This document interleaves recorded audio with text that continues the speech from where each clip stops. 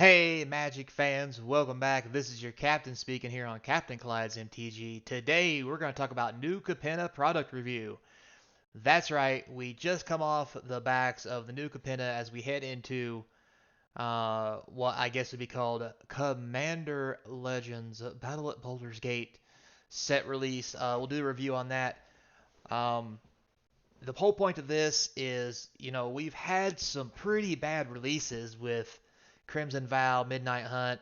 Not that the cards were bad per se, but the sets themselves, Dungeons and Dragons, Midnight Hunt, yada yada, the collector boosters and so forth, and the boxes themselves actually lost a lot of value. Therefore, when Neon Dynasty came out, people were expecting the same thing, and they didn't get it.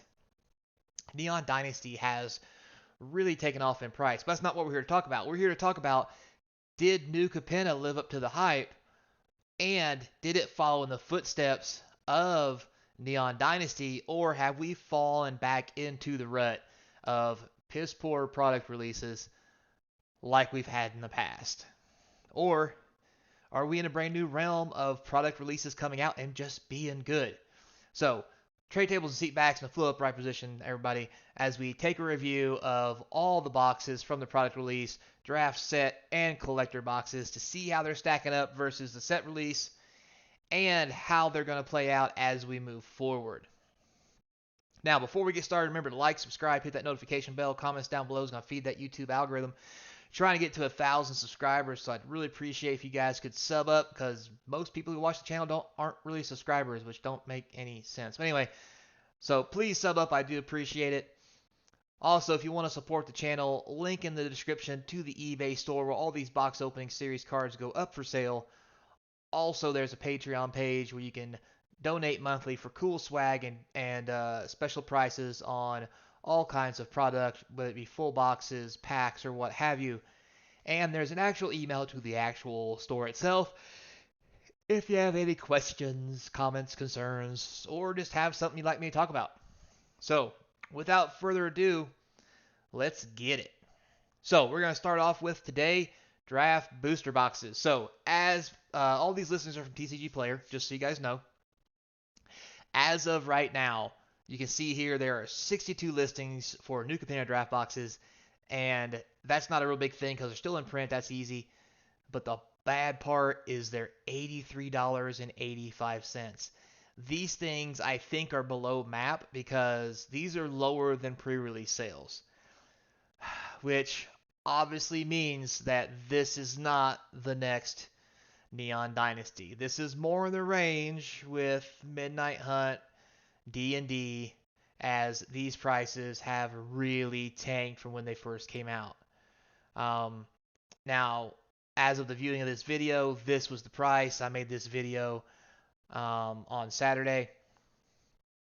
And this $83.85 includes shipping. So yes, there is no shipping fee in this. It's a flat $83 plus tax. Again, this is cheaper than pre-release sales and everything else, showing a below map price, meaning people are trying to offload this product because it's just not doing well.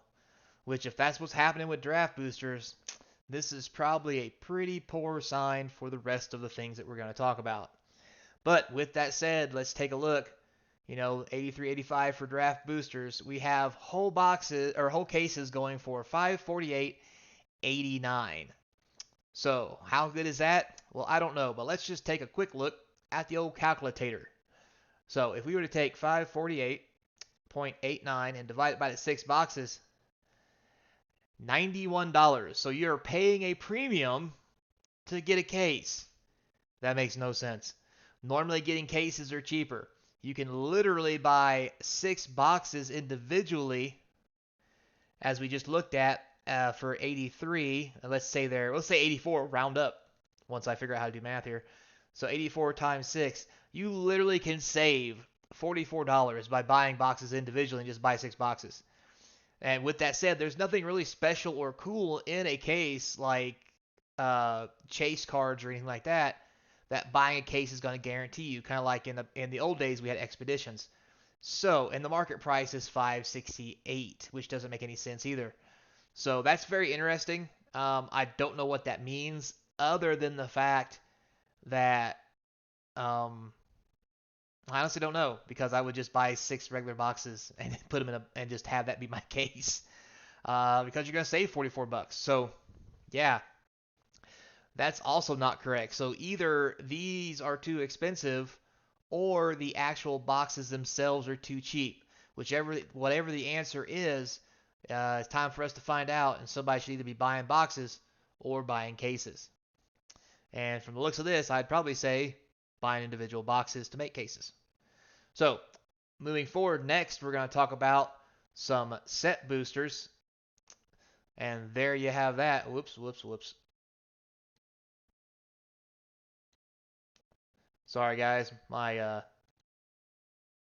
thing here is going a little wanky on me. There we go. I fixed it.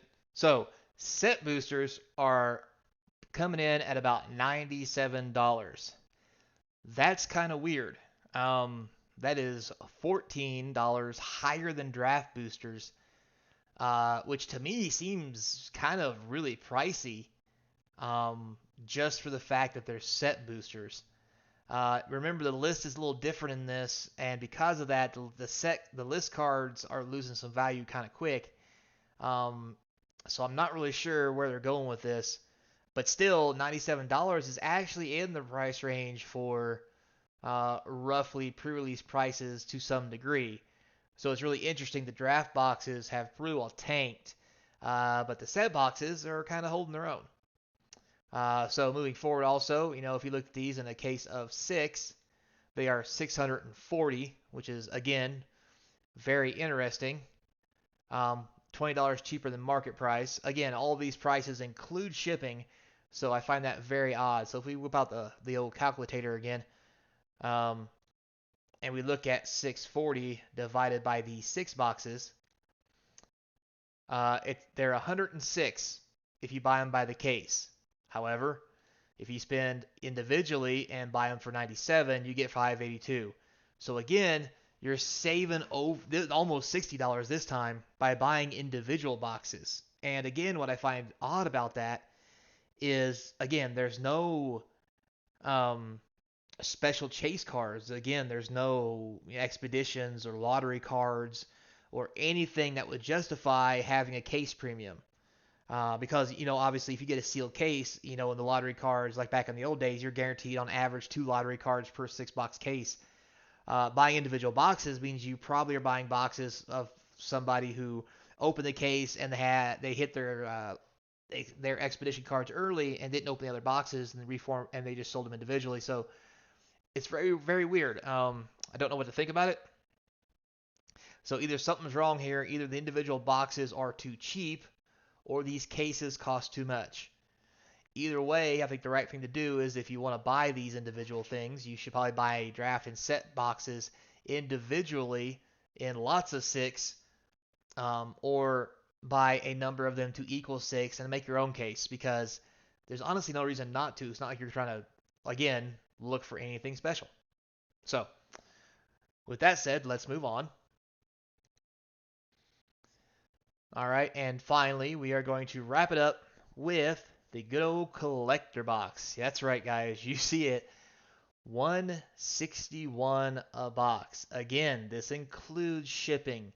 This is the actual price out the door before tax.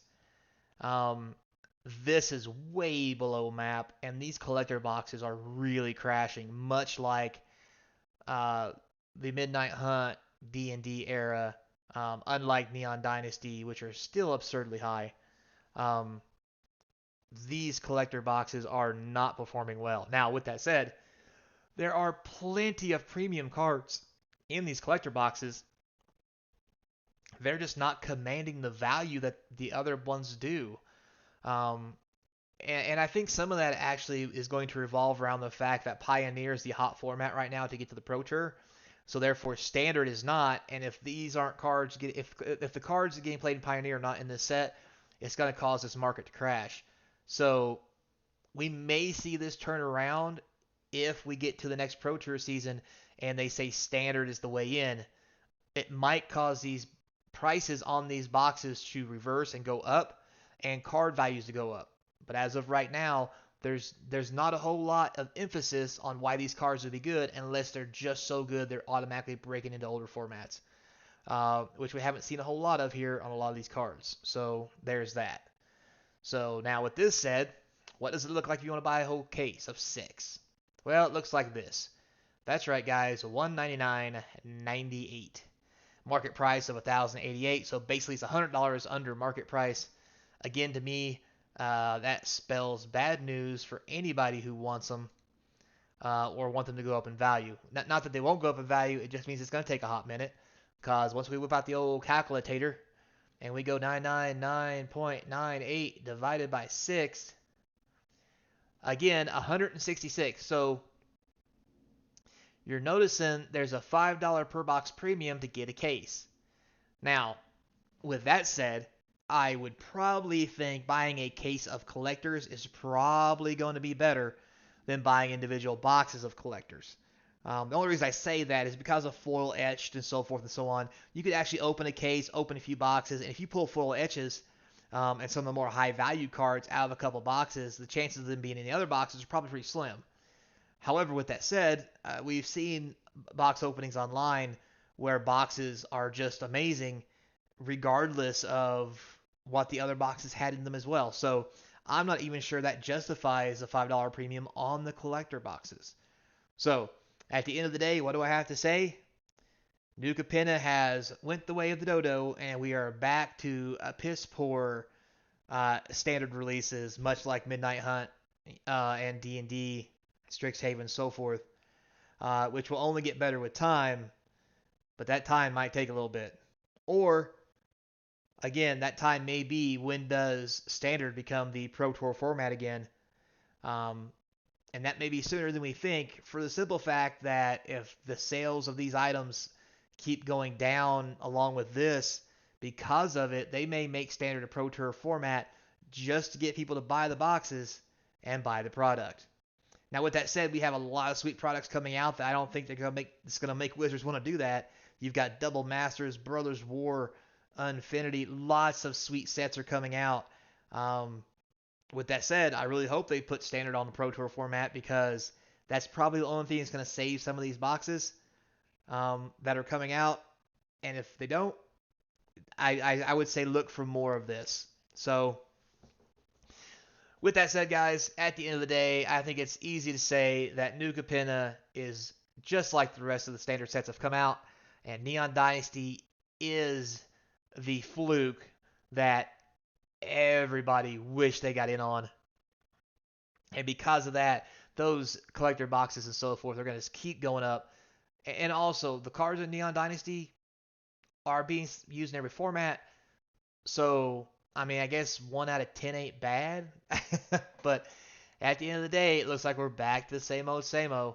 So let's hope the next set that comes out, which I believe is Dominaria or Brothers War, changes that dynamic. And just by the name and the place that they're going to be, I would like to think that it would. But we'll have to wait and see.